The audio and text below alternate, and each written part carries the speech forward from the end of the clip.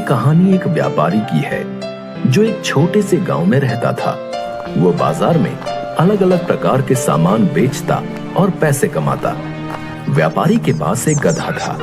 वो सामान की बोरी उस पर लादता और बाजार में बेचने जाता। व्यापारी अपने गधे का अच्छे से ख्याल रखता था।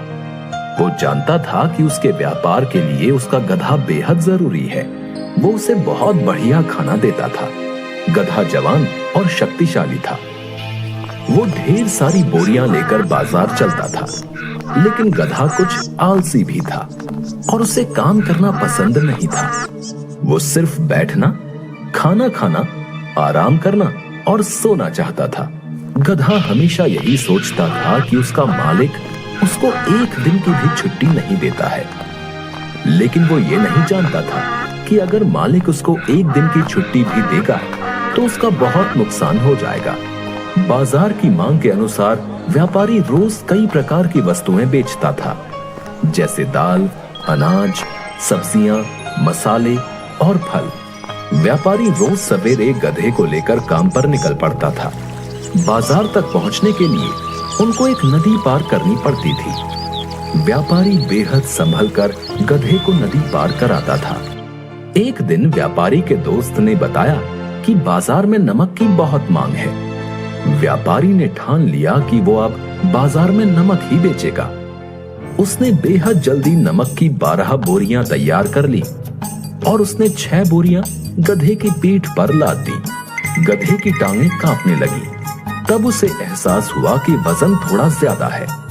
गधे को कोई तकलीफ ना हो इसलिए व्यापारी ने एक बोरी उसकी पीठ से उतार ली। गधा फिर भी आगे नहीं बढ़ रहा था। व्यापारी गधे की हालत समझता था, लेकिन वो ये भी समझता था कि गधा आलसी है। उसने गधे को डांटा और छड़ी से भी मारा और इस तरह गधा चलने को राजी हो गया। उस दिन व्यापारी की सारी बोरियां बाजार में बिक गईं और इस तरह व्यापारी को अच्छा खासा मुनाफा हो गया। फिर उसने ठान लिया कि अब वो बाजार में नमक ही बेचेगा। अगले दिन उसने गधे को फिर से तैयार किया। गधा पहले की तरह ही लड़खड़ाने लगा तो उसने कुछ बोरियां कम की और जैसे तैसे गधे को मनाकर ले गया। नदी पार करते समय गलती से गधे का पैर फिसल गया और वो पानी में गिर गया। इससे काफी सारा नमक पानी में घुल गया और गधे का वजन आधे से भी हल्का हो गया। गधे को चलने में आसानी होने लगी, लेकिन व्यापारी का काफी नुकसान हो गया था। अगले दिन जब नमक की बोरियां लादकर व्यापारी गधे के साथ नदी पार कर रहा था, तो गधे ने सोचा कि कल जब मैं नदी में फिसला था तो वजन कम हो गया था। उसने सोचा कि क्यों ना इस बार भी जानबूझकर फिसल जाऊं तो मेरा वजन कम हो जाएगा। इस तरह वो जानबूझकर फिसल गया और काफी सारा नमक नदी में घुल गया और फिर एक बार व्यापारी को नुकसान हो गया। इस तरह से उसने रोजमर्रा की आदत बना ली और काम से बचने के लिए व्यापारी का नुकसान करने लगा। व्यापारी भी समझ गया था कि गधा जानबूझकर ये सब कर रहा है, लेकिन कुछ कर नहीं पा रहा था। उसने अपने दोस्त को ये समस्या बताई। दोस्त ने उसको सलाह दी कि कोई ऐसी चीज इस्तेमाल करो जो पानी में गिरने से वजन में बढ़ जाए। तो व्यापारी ने दिमाग लगाकर बोला कि ऐसी चीज तो केवल रुई ही हो सकती है। इस तरह से उसके दिमाग में युक्ति आई। अगले दिन उसने रुई की कुछ बोरियां ली और गधे पर लाद दी और उसके साथ चल पड़ा। हमेशा की तरह गधा जानबूझकर पानी में गिर गया, लेकिन इस बार बोरी का वजन दुगना हो गया और गधा लड़खड़ाने लगा। गधे को आश्चर्य हुआ कि इतना वजन कैसे बढ़ गया।